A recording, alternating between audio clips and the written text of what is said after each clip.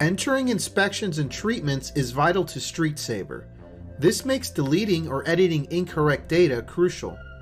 In this video, we will review restoring and making edits to a calculated inspection or treatment record. It is important to note, only the most recent inspection or treatment is restorable. If this is not the case, please contact our StreetSaver support team for additional assistance. We will first begin by confirming the record in question is not listed in the pending calculation screens. These are records that have not yet been calculated and can still be changed or deleted normally. Click on Inspection Calculation for inspections and M&R Calculation for treatments.